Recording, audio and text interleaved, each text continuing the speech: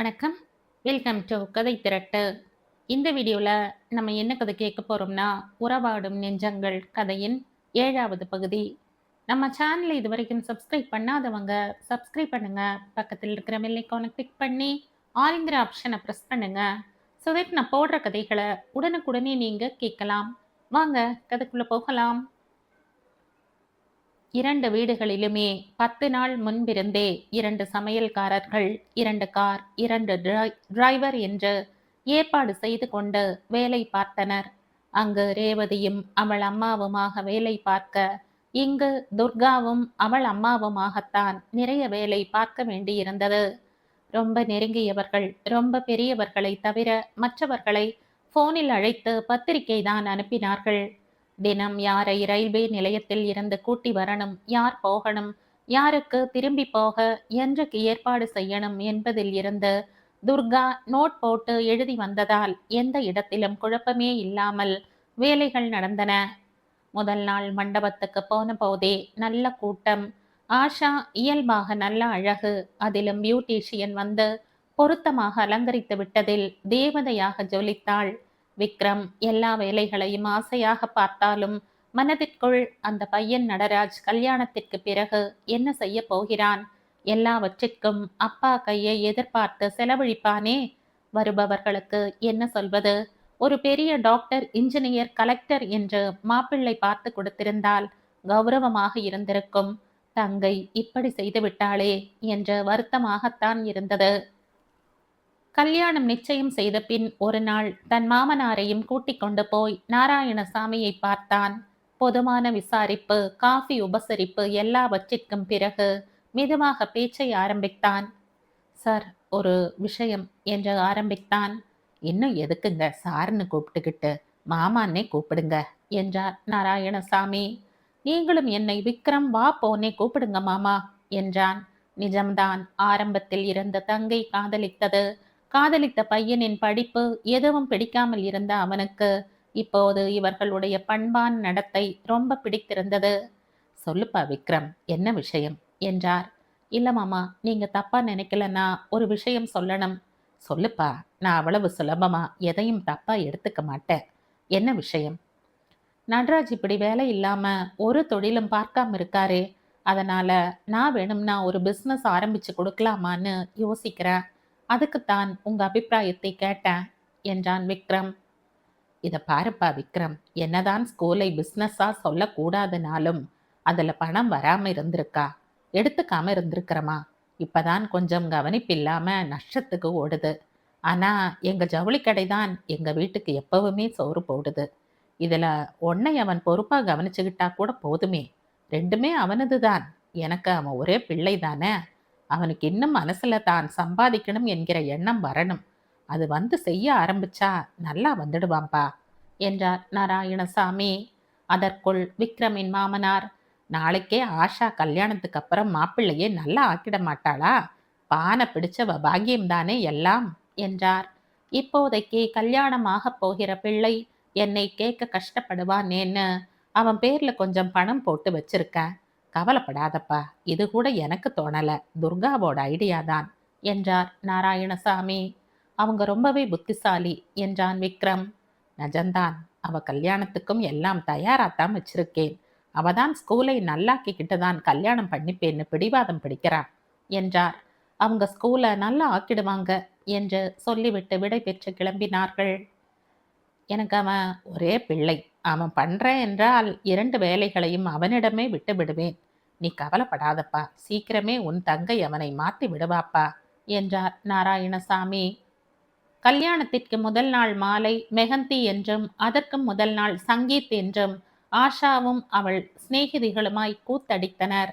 துர்காவையும் போனில் கூப்பிட்டாள் ரேவதி. தப்பா நினைச்சுக்காதீங்க, நான் வேலையே வந்துட்டா எங்க அம்மாவுக்கு ரொம்பவே டென்ஷன் ஆயிடும். முன்னையெல்லாம் நிறைய பேர் வந்தாலும் கவலைப்பட மாட்டாங்க. இப்பெல்லாம் தொட்டதற்கெல்லாம் பதட்டம், பயம். 2 பேர் சமையலுக்கு இருந்தாலும் ஒரு பயம் வந்துடுச்சு. நான் வரல என்று சொல்லிவிட்டாள் துர்கா. போனை வைத்ததும் ஆஷா, எல்லாம் கர்வம், நம்ம வீட்டுல நல்லா நடக்குதுல்ல, அதை வந்து பார்க்க பிடிக்கல அவளுக்கு என்றாள். எதுக்கு அப்படி சொல்றமா? அதான் வீட்டுல கஷ்டமாயிடும்னு சொல்றா இல்ல என்றாள் ரேவதி. அதெல்லாம் சும்மா. சில பேருக்கு அடுத்தவ மேன்மையா பார்க்க பிடிக்காது. அந்த லிஸ்ட் சேர்ந்தவங்க போல இருக்கு என்றாள் ஆஷா. திரும்ப ஒரு தரம் ஆஷா இல்லாத போது ரேவதி போன் செய்து, ஆஷா ரொம்ப வருத்தப்படுதுமா, நான் கார் அனுப்புறேன், வந்து ஒரு 10 நிமிஷம் இருந்துட்டு போங்களேன் என்றாள். அவள் சொல்லாத சிலதையும் அவள் சொன்னதில் இருந்து புரிந்து கொண்ட துர்கா புறப்பட்டு வந்தாள். அதன் பிறகு ஆஷாவுக்கு ஏண்டா கூப்பிட்டோம் என்றாகிவிட்டது. இத்தனைக்கும் ரொம்ப எளிமையாகவே தான் தன்னை அலங்கரித்து கொண்டிருந்தாள் துர்கா. கரும் பச்சையில் சின்ன மஞ்சள் பார்டர் போட்ட மைசூர் சில்க், கைகளிலும் கழுத்திலும் பச்சை நெக்லஸும் கல் வளைகளும், தலையை கொஞ்சம் தளர்வாக பின்னி கொஞ்சம் மல்லிகை பூவும் யாரையும் இன்னொரு முறை பார்க்க தூண்டும் அழகு. பாடு பாடு என்று ரேவதியின் அம்மா சொல்ல, நாம முறையா கத்துக்கலையேம்மா, எனக்கு அத்தனை தெரியாத பாட்டெல்லாம் என்றாள். நீங்க அத்தனை தரம் கூப்பிட்டீங்க, ஒரு 10 நிமிஷம் எங்க அண்ணியோட இருந்துட்டு இதை கொடுத்துட்டு போகலாம்னு வந்தேன்.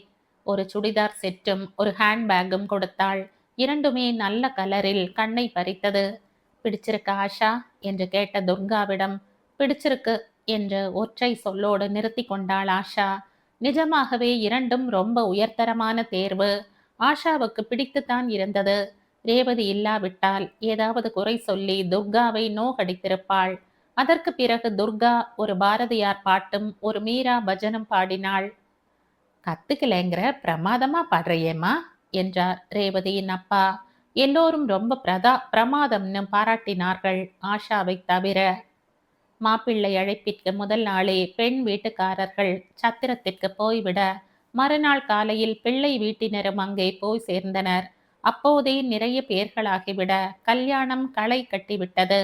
ஆதித்யாவும் அவன் பெற்றோரும் கூட அங்கேயே இருந்தனர். மாப்பிள்ளை தோழன் என்று ஆதித்யாதான் இருக்க வேண்டும் என்று நாராயணசாமி நிச்சயமாக சொல்லிவிட்டார். நடராஜுக்கு டோனி இருக்கணும் என்ற ஆசை. ஆனால் இவர்களுக்கு பிடிக்கவே இல்லை. ஆதித்யாவோட நடராஜம் சின்ன வயசுல இருந்து சிநேகிதன் தானே. பேஷியலுக்கு அவனை டோனி கூட்டி போனாலும் மற்றவையெல்லாம் ஆதித்யா பார்த்து கொண்டான். பிறகு தீபக், சதீஷ், டோனி என்று நண்பர்கள் நடராஜை சூழ்ந்து கொள்ள ஆதித்யா நாசுக்காக விலகி கொண்டான். பெரியவர்கள் மணப்பந்தலில் நடராஜுடன் இருக்க சொன்னபோது மட்டுமே போனான். கல்யாணத்திற்கு முதல் நாள் மாலையும் சரி, மறுநாள் 2 வேளைகளிலும் சரி, ரொம்ப கூட்டம். துர்காவும் ரேவதியும் தான் களைத்து போனார்கள். ஆஷா பட்டு, டிஷ்யூ, வைரம் என்று தகத்தாள். அவளை அணு அணுவாக ரசிப்பதிலேயே இருந்தது நடராஜின் கவனம். ஆனால் தான் இத்தனை பணக்கார இடத்து மாப்பிள்ளையாக தகுதியானவனா என்று சந்தேகம் வந்துவிட்டது. ஏன் ஆஷாவுக்கும் தான் அவசரப்பட்டு விட்டோமோ என்ற எண்ணம் வர, தன் நெருங்கிய சிநேகிதிகள் இருவரிடம் அதை பகிர்ந்து கொண்டாள். அவர்கள், ஏய் இதாண்டி நல்லது, மாமியார் வீட்டில் பணக்கார இடத்திலிருந்து வந்தவள் என்று உன்னை எதுவுமே சொல்ல பயப்படுவாங்கடி, அந்த வீட்டுக்கு நீதான் ராணி என்று சொன்னார்கள். ஆகா, இதுவும் நல்லதுதான் என்று ஸ்திரமாக தோன்றியது ஆஷாவுக்கு. சாயந்தரம் இவர்கள் தேர்ந்தெடுத்திருந்த அமெரிக்கையான லைட் மியூசிக் குழுவினரின் பாட்டே பெரியவர்களுக்கு சத்தமாக இருந்தது. யார் எதை ரசித்தார்களோ ஆதித்யாவின் கண்கள் துர்கா மீதே இருந்தன. எத்தனை பொருத்தமாக அலங்கரித்துக் கொள்கிறாள் என்று அவனுக்கு பெருமையாக இருந்தது.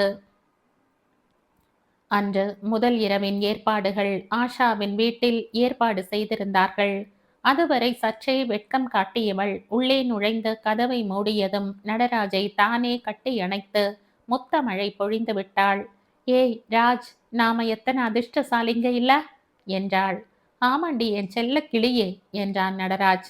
என்ன வாய் நீளுது, என்ன டீ போட்டு பேசுறையா? ஆமாண்டி, என் ஆசை பொண்டாட்டி நல்லா முதுகுல விழும் என்ற பக்கத்தில் இருந்த தலைகாணையால் அவனை 2 முத்து முத்தினாள். ஏய், நீ ஏதாவது புது பொண்ணா லட்சணமா வெக்கப்பட்டு தலை குனிஞ்சு என் காலில் விழுந்து இன்னும் பால் கொடுத்துன்னு என்னென்னவோ சொல்வாங்களே, அதில் ஒன்றாவது பண்ணியா? நான் அதெல்லாம் எதிர்பார்த்துட்டுல உட்காந்துருக்க. போய புண்ணாக்கு, நீ சொன்னதெல்லாம் இப்போ நீ பண்ணு பார்க்கலாம். நான் பண்ணுற ஐடியாவில் இல்லை. சரி மேடம், வேற என்ன பண்ண போறீங்க? அதுவா, ரொம்ப கால் வலிக்குது, கொஞ்சம் பிடிச்சு விட்டீங்கன்னா நல்லா இருக்கு மிஸ்டர் ராஜ். ஏய் உதப்படுவ, எனக்கும் தான் காலை வலிக்குது, நீ பிடிச்சு விடு. அதுதான் ஒரு பெண்ணோட கடமை, தெரியுமில்ல? இப்படி விளையாடிக் கொண்டே அப்படியே எப்போது என்ற கணக்கில்லாமல் தம்பதிகள் சிரித்து கொண்டே இணைந்து விட்டனர். மறுநாளே ஆஷாவை கொண்டு நடராஜ் வீட்டில் விட்டனர். அத்தையும் ரேவதியும் வாயை திறக்கவில்லை. விக்ரம் தான் எத்தனையோ புத்திமதிகள் சொன்னான். இரவு நடராஜுடன் சுதந்திரமாக இருந்த அந்த குதூகலமான நினைப்பில் இருந்த ஆஷாவிற்கு அதெல்லாம் எதுவும் மண்டையில் ஏறவில்லை. அண்ணன் போர் அடிக்கிறான் என்றுதான் தோன்றியது. புறப்படும் போது மட்டும் அழுகை வந்துவிட்டது. நடராஜன் வீட்டில் அவர்கள் செய்த மரியாதைகளை எல்லாம் ஏற்றுக்கொண்டு அவர்கள் புறப்படும் போது ஆஷா ரேவதி இருவருமே அழுது விட்டனர். ஏன் விக்ரமும் கண் கலங்கிவிட்டான். பாத்துக்கங்க துர்கா, நீங்க தான் சின்ன வயசு. இவ ஒரு நாள் கூட அவ அண்ணியை விட்டு இருந்ததே இல்லை என்று விக்ரம் துர்காவிடம் சொன்னதும், நீங்க கவலையே படாதீங்க அண்ணா, நாங்க அவளை நல்லாவே பார்த்துக்குவோம் என்று சொன்னதும் ஆஷாவின் மனம் என்ற வேதாளம் திரும்ப முருங்கை மரத்தில் ஏறியது. என்ன இவளுக்கு இத்தனை முக்கியத்துவம் தருவது என்று கடுப்பானாள்.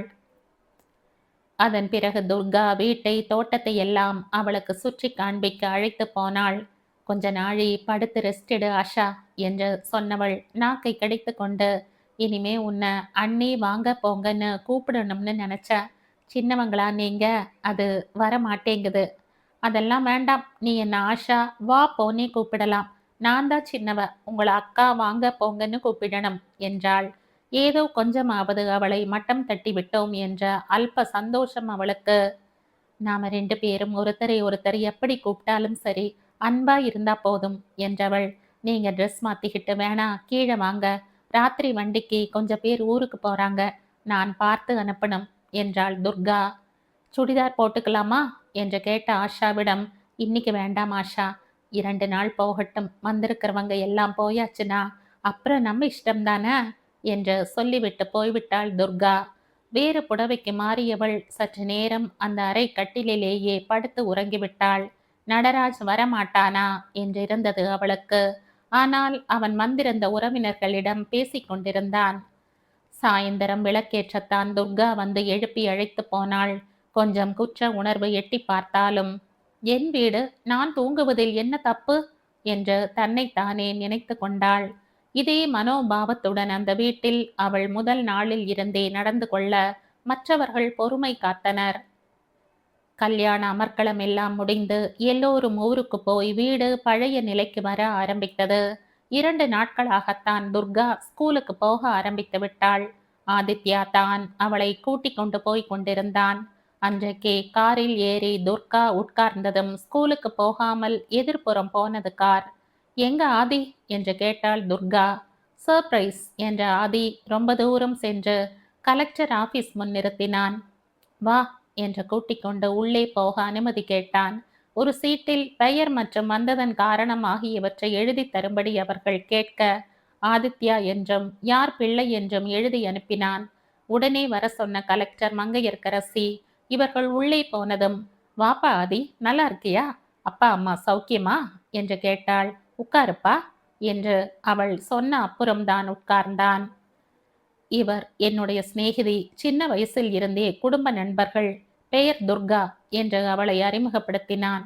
அதன் பிறகு மாவட்ட கல்வி ஆபீஸில் இருந்து 11, 12ஆம் வகுப்பிற்கு என்னென்ன நாம்ஸ் இருக்கணுங்கிற லிஸ்டை கூட கொடுக்காமல் இழுத்தடிக்கிறார்கள் என்றும் தான் அதற்கு என்ன காரணம் என்று யூகித்திருப்பதாகவும் கூறினான். அப்படியா, இந்த லிஸ்ட் அவங்க கொடுக்காட்டாலும் கொஞ்சம் அமைதியா திரும்ப திரும்ப போய் கேட்டு வாங்கிடு, என தெரியும்னு இப்ப காண்பிச்சுக்காத. அந்த லிஸ்ட் படி என்ன இருக்கு என்ன இல்லைன்னு பார்த்துட்டு சரி பண்ண பாரு. லிஸ்ட் பார்த்துட்டு எனக்கு ஃபோன் பண்ணு என்றார் கலெக்டர். அப்பா அம்மாவுக்கு என் நமஸ்காரத்தை சொல்லு.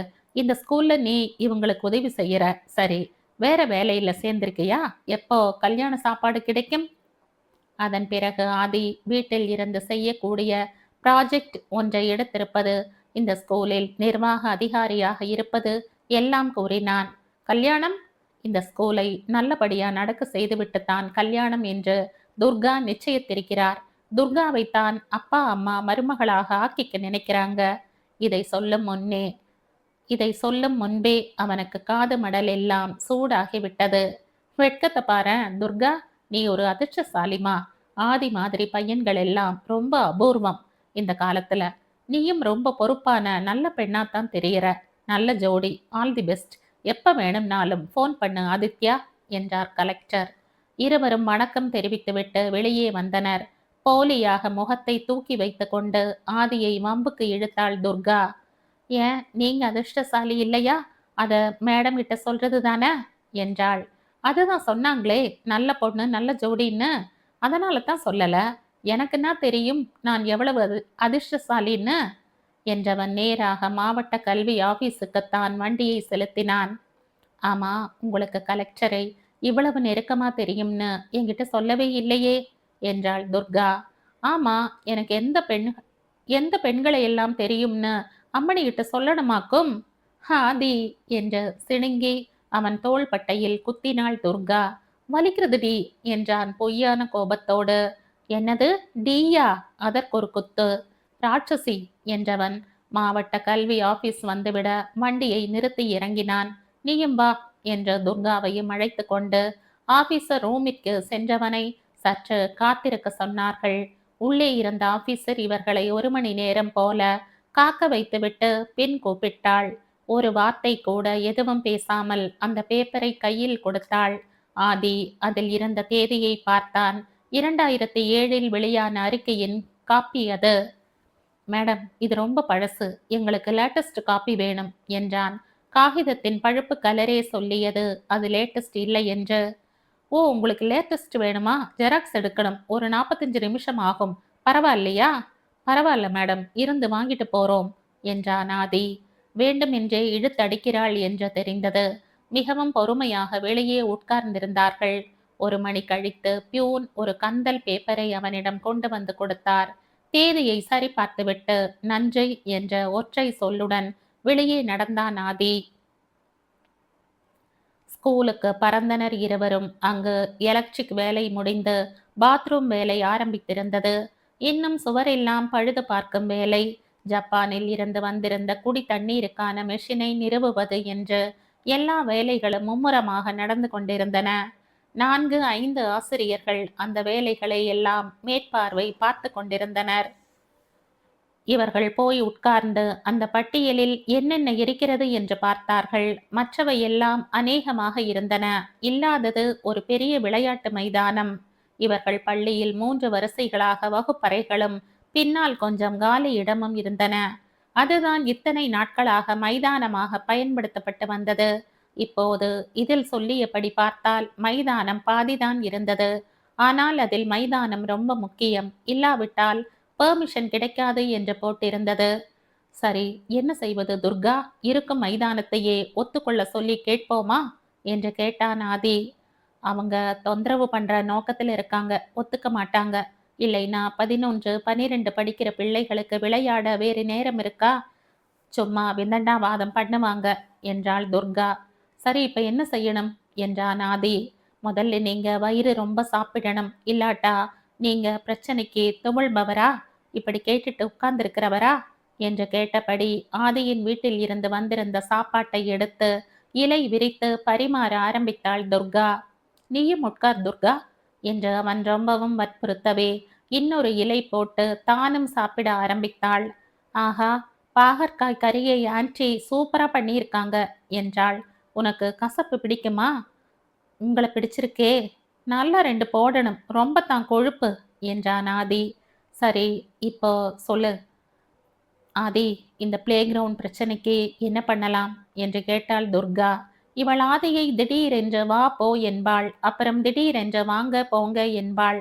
ஆதி சொல்லிவிட்டான். உனக்கோ மாத்திக்க முடியல, சும்மா வாடா போடான்னே சின்ன வயசுல கூப்பிட்ட மாதிரியே கூப்பிடு என்று. நிஜமாகவே வாடா போடாம்பேன் என்று அவனை பயமுறுத்துவாள் விளையாட்டாக. இத பார் துர்கா, எந்த பிரச்சனைக்கும் தீர்வு அடுத்த நிமிஷமே கிடைக்காது. 1-2 நாளாவது ஆறப்போடு, தீர்வு தானே கிடைக்கும் என்றான் ஆதி. இருவருமாக நடக்கும் வேலைகளை மேற்பார்வையிட சென்றார்கள். சாயந்தரம் துர்காவை அவள் வீட்டில் விடும்போது கூட இருவரும் அதே யோசனையில் தான் இருந்தனர். வீட்டுக்கு போனதும் சொல்லி வைத்தாற் போல நாராயணசாமி, என்னம்மா துர்கா, ஏதாவது புது பிரச்சனையா என்று கேட்டுவிட்டார். துர்கா அன்றிருந்த மனநிலையில் அத்தனையையும் கொட்டிவிட்டாள். என்னம்மா நீ இதை ஒரு பெரிய பிரச்சனையா நினைக்கிற? பதட்டத்தினால உனக்கு யோசனை ஓடலம்மா.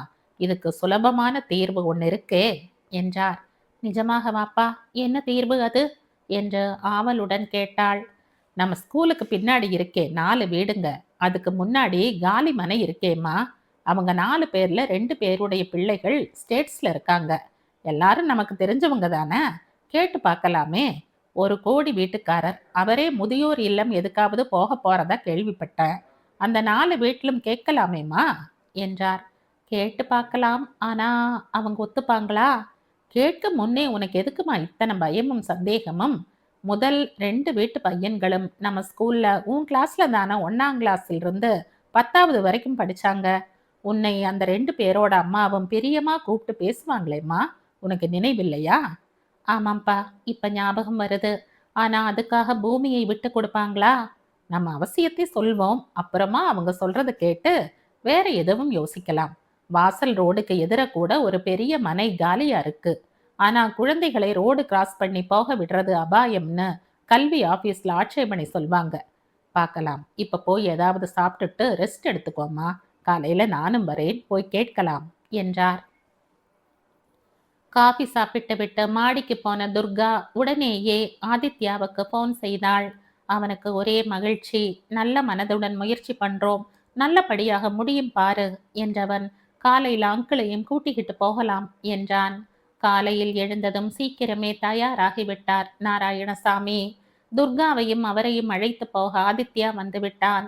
ஸ்கூலுக்கு போனதுமே அங்கே நடப்பதை ஒரு பார்வை பார்த்துவிட்டு முதல் வீட்டுக்கு போனார்கள். வாங்க வாங்க என்று பலமாக வரவேற்ற அந்த வீட்டின் பெரியவர், என்ன விஷயம் என்று கேட்டார். இவர்கள் தாங்கள் வந்த விஷயத்தை சொன்னார்கள். அவர் தானே அதை பற்றி பேச நினைத்திருப்பதாக சொல்லிவிட்டு பக்கத்து வீட்டுக்காரரையும் அழைத்து வந்தார்.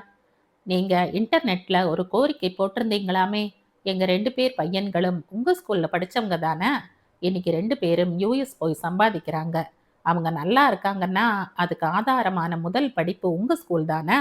நாங்க எப்படியும் யூஎஸ்லயே கிரீன் கார்டு வாங்கிட்டு தங்கிடுற எண்ணம் இருக்கு. அதனால எங்க 2 பேர் வீட்டு எதிர்மனையையும் நம்ம ஸ்கூலுக்கு தாராளமா கொடுக்கிறோம். எங்க பையன்களும் அதைத்தான் விரும்புவாங்க என்றார் இருவருமாக. ரொம்ப நன்றி சார். அப்படியே அதோட விலையையும் சொல்லுங்க, எங்களால கொடுக்க முடியுமான்னு பார்க்கணும் இல்லையா என்றார் நாராயணசாமி. சார், இவ்வளவு விருப்பத்தோடு கொடுக்குறோம்னு சொன்னதுக்கு என்ன சார் அர்த்தம்? அதை டொனேஷனாத்தான் தரோம். அதன் ரெஜிஸ்ட்ரேஷன் செலவை மட்டும் நீங்க ஏத்துக்கங்க போதும் என்றனர். துர்கா ஆனந்தத்தில் கண்களில் நீர் வழிய கை கூப்பினாள். என்னம்மா துர்கா, நீயே வந்து எங்களை கேட்டிருக்கலாமே, எதுக்கு அப்பாவை தொந்தரவு பண்ணமா? சரி வாங்க, பக்கத்து வீட்டு டாக்டர் புறப்படுறதுக்கு முன்னாடி அவரை போய் பார்க்கலாம் என்றார். எல்லோருமாக அந்த வீட்டுக்கு போனார்கள். அவரும் இவர்களை நல்லபடியாக வரவேற்றார். நீங்க இப்படி யோசிக்க இத்தனை நாட்கள் ஆகியிருக்கு. ஆனா நானும் இவங்களோட சேர்ந்து இதையே தான் யோசிச்சேன். ஆனா ஒண்ணு, என் பெண் கல்யாணத்துக்கு எனக்கு பணம் தேவைப்படுது. அதனால் எனக்கு அந்த மனைக்கு ஒரு விலையை விட கொஞ்சம் குறைச்சுக்கிறேன் என்று நேரடியாக இவர்கள் கேட்க இடமே வைக்காமல் சொல்லிவிட்டார். ரொம்ப சந்தோஷம் டாக்டர், நீங்க சொல்ற விலையை கொடுத்துடுறேன் என்று நாராயணசாமி சொல்லி கொண்டிருக்கையில் அடுத்த வீட்டு கிழவரும் வந்துவிட்டார். இவர்கள் எல்லோரும் எழுந்து நின்று மரியாதையுடன் வரவேற்க அவரும் உள்ளே வந்து உட்கார்ந்து தன்னை அறிமுகப்படுத்தி கொண்டார். சார், எனக்கு குழந்தைகள் இல்லை. என் மனைவி போயும் ரொம்ப வருஷங்கள் ஆயிடுத்தோ. நான் இந்த வீட்டை ஏதாவது தர்ம காரியத்துக்கு கொடுத்துட்டு ஒரு முதியோர் இல்லத்துல போய் சேர்ந்துடலாம்னு இருக்கேன். இனிமேல் எல்லாம் வீடு நடத்துற அளவு தெம்பு இல்லை, அலுப்பாவும் இருக்கு. நான் உள்ள வரை எனக்கு பென்ஷன் வரும். அது என் ஒருத்தனுக்கு தாராளமா போரும். நீங்க தாராளமா எடுத்துக்கோங்க. இந்த வீடு, அதுக்கு முன்னால் இருக்கிற காலி இடம் 2யுமே என்றார். வீடு எதுக்கு சார் என்றாள் துர்கா. இருக்கட்டுமா, உங்களுக்கே ஏதாவது ஆஃபீஸ் டிபார்ட்மெண்ட்டுக்கோ இல்லை லைப்ரரிக்கோ பிரயோஜனப்படும். ரிப்பேர் வேலை எல்லாம் ஆரம்பிச்சிட்டிங்க போல இருக்கே. கூடவே இதையும் உங்களுக்கு வேணுங்கிறபடி மாற்றி அமைச்சுக்கலாம் இல்லையா? 11வது 12வது வகுப்புகளை இந்த வீட்டில் வச்சுக்கோங்க. ஒரே ஒரு கோரிக்கை, உங்களுக்கு ஆட்சேபனை இல்லைன்னா அந்த பிளாக்கிற்கு என் மனைவி பெயரை வைங்கோ. அவளுக்கு குழந்தைகள்னா ரொம்பவே ஆசை, பாவம் என்றார்.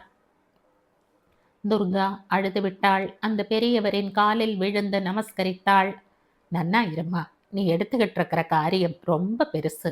அன்ன சத்திரம் 1000 வைத்தல் ஆலயம் 10,000 வைத்தலை விட ஆங்கோர் ஏழைக்கு எழுத்தறிவித்தல் சிறந்ததுன்னு பாரதி பாடலையா? ஒரு நல்ல காரியத்துக்காக என் வீடு உபயோகப்படுறது எனக்கு ரொம்ப சந்தோஷம்மா என்றார். உங்க எல்லோருக்கும் ரொம்ப பெரிய மனசு. உங்களுக்கெல்லாம் எப்படி நன்றி சொல்றதுன்னு எங்களுக்கு புரியல என்று நாராயணசாமி கண் கலங்கினார். என்ன சார் இது? எத்தனை சொத்து இருந்தாலும் தலையில என்னவோ கொண்டு போக போறதில்ல. அதுவும் வாரிசே இல்லைன்னு நான் நினைச்சதுக்கு உங்க ஸ்கூல் குழந்தைகள் எல்லாருமே என் வாரிசு ஆயிட்டாங்க. அந்த வகையில நான் கொடுத்து வச்சவன். நான் பசுமலையில தான் ஒரு முதியோர் இல்லத்துல பதிவு பண்ணியிருக்கேன். முடியறச்ச வரேன் உங்களை பார்க்க என்றார்.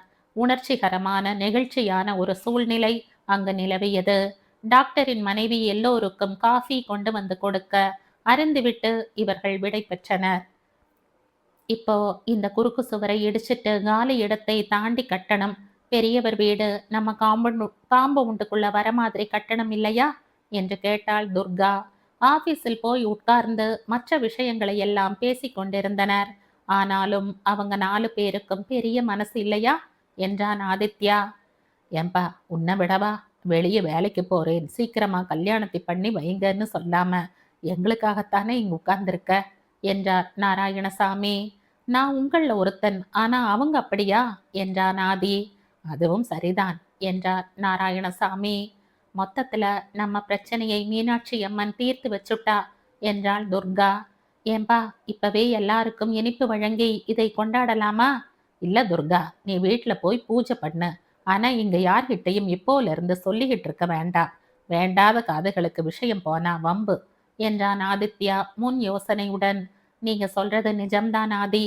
இப்ப அடுத்து நாம செய்ய வேண்டியது என்ன என்றாள் துர்கா. உடனே மாவட்ட கல்வி அதிகாரி ஆபீஸ்க்கு எங்களுக்கு பிளே கிரவுண்ட் பெருசாக்க இடம் கிடைச்சிடுச்சு அப்படின்னு லெட்டர் எழுதி போட்டா அவங்க வந்து இன்ஸ்பெக்ட் பண்ணிட்டு பெர்மிஷன் கொடுப்பாங்க என்றார் நாராயணசாமி. இல்ல மாமா, லெட்டர் எழுதி போட்டு பதில் வர வரைக்கும் காத்துக்கிட்டு இருக்கணும். நேரா போய் அனுமதி வாங்கிட்டு வந்துடலாம். இன்னைக்கு நாம நினைச்ச வேலை நினைச்சதை விட சுழுவா முடிஞ்சது. அதனால இன்னைக்கே போய் அந்த வேலையை பார்த்துடலாம் மாமா என்றான் ஆதி. இப்போதெல்லாம் நாராயணசாமியை மாமா என்று கூப்பிட ஆரம்பித்திருந்தான். சரிப்பா, அதுவும் சரிதான், நீங்க 2 பேரும் கிளம்புங்க என்றார். இல்ல மாமா, இதுக்கு நீங்களும் வரணும்னு நினைக்கிறேன். ஏன்னா ஸ்கூலுக்கு உரிமையாளர் நீங்க தான். உங்களுக்கு முடிஞ்சா இன்னைக்கே போயிட்டு வந்துடலாம். இல்லைன்னா நாளைக்கோ நாளன்னைக்கோ போயிட்டு வந்துடலாம். எனக்கு முடியாமல்லாம் ஒண்ணும் இல்லப்பா, இன்னைக்கே போயிட்டு வந்துடலாம் என்று சொல்லி உடனே எழுந்தார் நாராயணசாமி. வேண்டிய பேப்பர்களை எல்லாம் எடுத்துக்கொண்டு மூவருமாய் கிளம்பினார்கள். இந்த முறை மாவட்ட கல்வி அதிகாரி ஆபீஸில் நிறைய நேரம் காத்திருக்க நேராமல் சீக்கிரமே மேடத்துடைய பேட்டி கிடைத்து விட்டது. நான் தான் பட்டியல் கொடுத்தனே, என்ன இருக்கணும்னு என்றாள். ஆமா மேடம், அத அந்தபடி எல்லாமே சரியா இருக்கு என்று ஆதித்யா சொல்ல அதிர்ந்து போன அந்த அதிகாரி தன்னை சுதாரித்து கொண்டு, அங்க நூலகம் பேருக்குத்தான் இருக்கும்னும் மைதானம் தேவையான அளவு இல்லைன்னும் கேள்விப்பட்டனே என்றாள். 2யும் சரி பண்ணியாச்சு மேடம். 11வது 12வது தனியா வச்சு நடத்த இடமும் ஏற்பாடு பண்ணிட்டோம். சற்ற யோசனையில் ஆழ்ந்த அந்த அதிகாரி, நீங்க பாட்டுக்கு உங்களுக்கு உரிமை இல்லாத அல்லது சொந்தக்காரர் சம்மதம் இல்லாத எந்த இடத்தையாவது உங்க மைதானம்னு சொல்லிட்டீங்கன்னா பின்னாடி பிரச்சனை ஆயிடும். அடுத்து ரோட கிராஸ் பண்ணி போற மாதிரி இடத்த மைதானமா மாத்தினீங்கன்னா அதையும் ரூல்ஸுக்கு எதிராத்தான் பார்ப்போம். இப்பவே சொல்லுங்க, இல்லைன்னா நாங்க இங்கிருந்து இன்ஸ்பெக்ஷனுக்கு வந்து போற நேரம் உங்க நேரம் எல்லாம் வீணாயிடும். என்ன சொல்றீங்க என்றாள். அதெல்லாம் ஒரு பிரச்சனையும் இல்லை மேடம், நீங்க வந்து பாருங்க. இவர்தான் பள்ளிக்கூடத்தின் உரிமையாளர் மிஸ்டர் நாராயணசாமி. அவங்க அப்பா காலத்தில் இருந்தே நடத்திக்கிட்டு இருக்கார். இப்போ இவங்க பொண்ணும் நானும் பொறுப்பேற்றுக்கிட்டு இருக்கோம் என்று ஆதி சொல்லவும் நாராயணசாமி கை கூப்பினார். ஆமா, ஒரு தெரிஞ்சுக்கிற ஆவல்ல தான் கேட்குறேன். எப்படி 2யும் சமாளிச்சீங்க? எங்க ஸ்கூலுக்கு பின்னாடி 4 வீடு இருக்கு மேடம். 4 வீட்டுக்கு முன்னாடி காலி இடம் நிறைய இருந்தது. அதை அவங்கெல்லாம் நாங்க போய் கேட்டதும் உடனே கொடுத்துட்டாங்க. லைப்ரரிக்கு புக்ஸ் எல்லாம் ஸ்கூலோட பழைய மாணவர்கள் எல்லாம் நன்கொடையா கொடுத்தது மேடம் என்றான் ஆதித்யா. கங்க்ராச்சுலேஷன்ஸ். சீக்கிரமா ரிஜிஸ்ட்ரேஷனை முடிச்சுட்டு எங்களுக்கு தெரிவிங்க. நாங்க வந்து இன்ஸ்பெக்ட் பண்ணிட்டா பெர்மிஷன் கிடைச்சிடும் என்றார் அந்த அதிகாரி. மிக்க நன்றி மேடம், எங்க விண்ணப்பம் தோ இருக்கு, நாங்க வரோம் மேடம் என்று சொல்லிவிட்டு புறப்பட்டனர். அப்பாவை வீட்டில் விட்டுட்டு நான் கொஞ்சம் போய் ஸ்கூலில் வேலை பார்க்குறேன், நீ கூட வீட்டுக்கு போயிடுறியா என்று கேட்டான் ஆதி. நான் என்ன அப்பா மாதிரி வயசானவளா? நானும் ஸ்கூலுக்கு வரேன். அம்மாவை சாப்பாடு அனுப்ப வேண்டாம்னு ஃபோன் பண்ணி சொல்லிட்டேன். வீட்டுக்கு போய் சாப்பிட்டுட்டு போயிடலாம் என்றாள் துர்கா. வீட்டுக்கு போனதும் அவசரமாக சாப்பிட்டு விட்டு புறப்பட்டார்கள் ஆதியும் துர்காவும். அப்போதுதான் ஆஷா இறங்கி வந்தாள். தினமும் சாயந்தரம் அவளும் நடராஜும் எங்கேயாவது வெளியே போய் சுற்றிவிட்டு வருவது வழக்கமாக இருந்தது. அன்று சாயந்திரமும் அவளும் நடராஜும் எங்கோ கிளம்பி கொண்டிருந்தார்கள். நடராஜ் காரை எடுக்க போய்விட்டான். தனலட்சுமி மெதுவாக, அம்மா ஆஷா, நகையெல்லாம் போட்டுக்கிட்டு போற, ரொம்ப லேட் பண்ணாம ஒரு 8 மணிக்கெல்லாம் வந்துடுங்கம்மா என்றாள். ஆஹா, கல்யாணம் ஆகாத பொண்ணும் ஒரு பையனுமா சுத்துறாங்க? எப்ப பார்த்தாலும் அதை பத்தி ஒரு கேள்வியும் இல்லை இந்த வீட்டுல. நாங்க புதுசா கல்யாணம் ஆனவங்க, சந்தோஷமா 2 இடத்துக்கு போனாத்தான் கண்ணை உறுத்துது என்று தனலட்சுமி கூடத்திலே இருந்த நாராயணசாமி காதிலும் விழுவது மாதிரி வெடுக்கென்று சொல்லிவிட்டு புறப்பட்டு போய்விட்டாள் ஆஷா. அதிர்ச்சியில் வாயடைத்து நின்ற தனம் தன் கணவர் பக்கத்தில் போய் உட்கார்ந்தாள். ஏங்க, நான் ஒன்னும் என்று ஏதோ சொல்ல ஆரம்பித்தவள் முதுகை தடவி கொடுத்தார் நாராயணசாமி. நான் எல்லாம் பார்த்துக்கிட்டு தான் இருந்தேன். உனக்கு எப்பவுமே பொறுமை தனம், இப்போ இன்னும் பொறுமையா இருக்கணும் என்றார். ஸ்கூல் திறக்கும் முன் அத்தனை வேலைகளும் நடக்க வேண்டுமே என்று எப்போதும் ஸ்கூலிலேயே இருந்து எல்லா வேலைகளையும் கவனித்து கொண்டனர் ஆதியும் துர்காவும். டென்ஷன் ஆகாத கண்ணம்மா, நான் இத்தனை நாள்ல இத்தனை வேலை நடக்கணும்னு ஒரு டேபிள் போட்டிருக்கேன் பார், அதுபடிதான் இதுவரை நடந்துகிட்டு வருது. கார்பெண்டர் வேலையும் நடக்குது. இது முடிஞ்சதும் பெயிண்டிங் நடந்தா வேலை ஓவர். வேணும்னா மாவட்ட கல்வி அதிகாரிகிட்ட பெர்மிஷன் கேட்டுக்கிட்டு ஒரு 10 நாள் தள்ளி கூட ஸ்கூலை திறக்கலாம், நீ கவலைப்படாத என்றான் ஆதி. அப்போதுதான் பின் வீட்டினரிடம் போய் ரெஜிஸ்ட்ரேஷனுக்கு நாள் ஏற்பாடு செய்து கொண்டு வந்திருந்தார்கள். சற்று நேரத்தில் முதல் வீட்டுக்காரரிடமிருந்து போன். கொஞ்சம் வந்துட்டு போக முடியுமா ஆதித்யா என்று.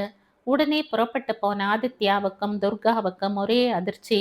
அவர்கள் வீட்டுக்கு அந்த தொகுதியின் எம்எல்ஏவின் காரியதரிசி வந்திருந்தாராம். அந்த மனை அவர்களுக்கு வேணுமாம். அந்த மனைக்கு சரியான விலை கொடுக்கிறாராம். அந்த எம்எல்ஏ வேற யாருக்கும் கொடுக்க கூடாதுன்னு மிரட்டிட்டு போறாங்க தம்பி என்றார்கள். 2 வீட்டுக்காரர்களும் அழமாட்டாத குறையாக. சரி சார், உங்களுக்கு விலைக்கு விற்கலாமேன்னு இப்ப கூட தோணுதா என்று கேட்டான் ஆதி. வேண்டவே வேண்டாம், பேச்சு மாறினா அப்புறம் நாங்க என்ன மனுஷங்க? எங்க பசங்களுக்கும் நாங்க இதை ஸ்கூலுக்கு கொடுக்கறது தான் சந்தோஷம். நாங்க 4 பேருமா கூடி பேசி உங்களுக்குத்தான் கொடுக்கணும்னு சத்தியமா நினைக்கிறோம். ஆனா இந்த புது தொந்தரவுக்கு என்ன பண்ண போறோம்? நாங்க இன்னும் கொஞ்ச நாள்ல வீட்டை வித்துட்டு ஸ்டேட்ஸ் போயிடுவோம். டாக்டர் கூட ஆஸ்பத்திரி தூரமா இருக்கேன்னு அங்கேயே வீடு பார்த்துக்க போறாராம். இந்த பிரச்சனைன்னா வீட்டை வித்துட்டு கிட்டக்கவே ஒரு வீடு வாங்கிடுவேங்கிறாரு. என்னங்க இது? எதனால இந்த தொந்தரவு எங்களுக்கு? சரி, அடுத்த முறை யார் வந்தாலும் இதையே தைரியமா ஆனா சண்டை வராதபடிக்கு அதே சமயம் உறுதியா சொல்லிடுங்க, நான் பாத்துக்கிறேன். எங்களுக்கு சில விரோதிங்க முளைச்சிருக்காங்க. ஆனா எனக்கு அந்த எம்எல்ஏவை விட சக்தி உள்ளவங்களை தெரியும். அவர் திரும்ப கேட்கிறாரா என்று பார்த்து கொண்டு மேல நடவடிக்கை எடுப்போம். எந்த நேரமும் என்ன நடந்தாலும் நீங்க எனக்கு ஃபோன் பண்ணுங்க, கவலைப்படாதீங்க என்று தைரியம் சொன்னான் ஆதி. அதன் பிறகு பள்ளி திரும்பிய இருவரும் ரொம்ப நேரம் வேலை பார்த்தனர். மாலை 6 மணிக்கு திரும்ப வீட்டினர் ஆதிக்கு போன் செய்தனர். எம்எல்ஏ வந்துட்டு இப்பத்தான் போறாரு, அந்த மனையை அவருக்கே கொடுக்கணும்னு நயமாக பேச ஆரம்பித்தவர் கொஞ்சம் கொஞ்சமா சுருதி ஏறி கத்தி பயமுறுத்திக்கிட்டு போயிருக்காரு. இதற்கான விளைவுகள் உங்களுக்கு ரொம்ப கெடுதல் செய்ய போகிறது. நீங்க இதற்காக வருத்தப்படுவீங்க அப்படின்னு மிரட்டிட்டு போயிருக்காரு. நாளைக்கு அவர் டெல்லி போறாராம். 2 நாள்ல திரும்பி விடுவாராம். அதுக்குள்ள நல்ல முடிவோட தயாரா இருங்கன்னுட்டு போறாரு தம்பி. உங்களுக்கு தெரிஞ்ச பெரிய மனிதர் யாரு? கொஞ்சம் சொன்னீங்கன்னா பயமில்லாம இருப்போம் என்றனர். சார், இந்த ஊர் கலெக்டர் எங்க குடும்ப நண்பர். அந்த அம்மா கையில போலீஸ் மொத்தமும் இருக்கு. இந்த எம்எல்ஏ கருணானந்தம் இருக்காரே, அவரு ஷியாம்ங்கிற எங்க பிடி மாஸ்டருக்கு ஏதோ உறவு. அந்த பிடி மாஸ்டரை நடத்தை சரியில்லைங்கிற காரணத்தினால வேலையை விட்டு எடுத்துட்டோம். அந்த கோபத்துல மாவட்ட கல்வி ஆபீஸ் வரை போய் எங்க ஸ்கூலுக்கு 11வது 12வது வகுப்பு வரக்கூடாதுன்னு சதி பண்றாரு. ஆனா இப்ப உங்க வீட்டை கேட்கிற அரசியல்வாதிகளுக்குள்ள சொத்து சேர்க்கிற ஆசை. இப்பவும் சொல்றேன், உங்க மனசை மாத்திக்கிறதா இருந்தா சொல்லுங்க என்றான். இல்ல தம்பி, நிச்சயமா இல்ல. மக்களுக்கு நல்லது செய்கிறேன்னு ஓட்டு வாங்கிட்டு இப்படி எதிர்ப்பதமா நடந்துக்கிறவங்க கிட்ட எங்க பரம்பரை நிலம் போகக்கூடாது. எங்க பசங்க இப்ப கூட போன்ல பேசினாங்க. நிச்சயமா இந்த அராஜகத்துக்கு நீங்க துணை போகக்கூடாதுன்னு சொல்றாங்க. ஆனா நாங்க ஜாக்கிரதையாகவும் பத்திரமாகவும் இருக்கணும் இல்லையா என்று கேட்டார் முதல் வீட்டுக்காரர். நிச்சயமா சார், நான் கலெக்டர் கிட்ட பேசிட்டு உங்ககிட்ட பேசுறேன் என்றான் ஆதி. முதலிலேயே போனை ஸ்பீக்கரில் போட்டிருந்ததால் துர்காவுக்கும் தெரிந்தது எல்லா விஷயங்களும். அவள் எதுவுமே பேசவில்லை. ஆதி கலெக்டருடன் விபரமாக போனில் பேசினான். இப்போ இன்னைக்கு நாளைக்கு அவங்களுக்கு தொந்தரவு எதுவும் இருக்காது. நாளைக்கே ரெஜிஸ்ட்ரேஷனை வச்சுக்க சொல்லு என்றார் கலெக்டர். இல்லை மேடம், நாளைக்கு வேற ரெஜிஸ்ட்ரேஷன் நிறைய இருக்காம். நான் இப்பவே அவங்களுக்கு ஃபோன் பண்ணி நாளைக்கே முதல் வேலையா உங்க ரெஜிஸ்ட்ரேஷனை வச்சுக்க சொல்றேன். வேற யார்கிட்டையும் இப்ப சமாச்சாரம் சொல்ல வேண்டாம். அந்த எம்எல்ஏவும் நாளைக்கே ரெஜிஸ்ட்ரேஷன் ஆயிடும்னு எதிர்பார்க்க மாட்டார். நாளன்னைக்கு வந்தா எங்க பையன்களை கேட்டு சொல்றோம்னு 2 வீட்டுக்காரங்களும் சொல்லட்டும். பையன்கள் லைன்ல கிடைக்கல, 1 வாரம் டைம் கொடுங்கன்னு கேட்க சொல்லுங்க. மேல நான் பாத்துக்கிறேன். ரொம்பவும் யார் கவனத்தையும் கவராம ரெஜிஸ்ட்ரேஷன் ஆபீஸ்க்கு போய் வந்துருங்க. கவலைப்படாதீங்க. All the best. Sorry madam, உங்களை இந்த நேரத்துல தொந்தரவு பண்ணதுக்கு என்றான் ஆதி. பரவாயில்ல ஆதி, திரும்ப எப்ப வேணும்னாலும் கூப்பிடு என்று கலெக்டர் சொல்ல அது மொத்தத்தையும் ஆதி பின் வீட்டுக்காரர்களுக்கு சொன்னான். அவர்களும் சாமர்த்தியமானவர்கள்தான். ஒரே அடியாக 4 வீடுகளையும் பூட்டி கொண்டு வராமல் மறுநாள் 2 பேராக ரெஜிஸ்டர் ஆபீஸுக்கு வந்தனர். கலெக்டரே சொல்லிவிட்டதால் காதும் காதும் வைத்த மாதிரி 4 மனைகளும் பதிவாகிவிட்டன. ஆதித்யா, நாராயணசாமி, துர்கா ஒவ்வொருவரும் கலெக்டருக்கு நன்றி சொன்னார்கள்.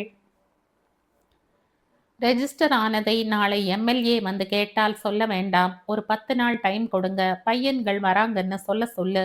அநேகமா அவங்க பணம் வாங்கிக்கிட்டு உங்களுக்கு கொடுக்க சொல்லிடுவாங்கன்னு சொல்ல சொல்லு என்ற கலெக்டர். நீ இப்ப வீட்டுக்கு வரியா? விபரமா பேசலாம் என்றார். பிறகு நினைத்து கொண்டவராய், வேண்டாம் ஆதி, உனக்கு என்னை தெரியும்னே யாருக்கும் தெரிய வேண்டாம் என்று சொல்லிவிட்டு நான் உனக்கு திரும்ப போன் பண்றேன் என்றார். 1 மணி நேரம் கழித்து திரும்பவும் ஆதியை கலெக்டர் போனில் கூப்பிட்டார். இதை பாரு ஆதி, நான் ஒரு திட்டம் சொல்றேன்.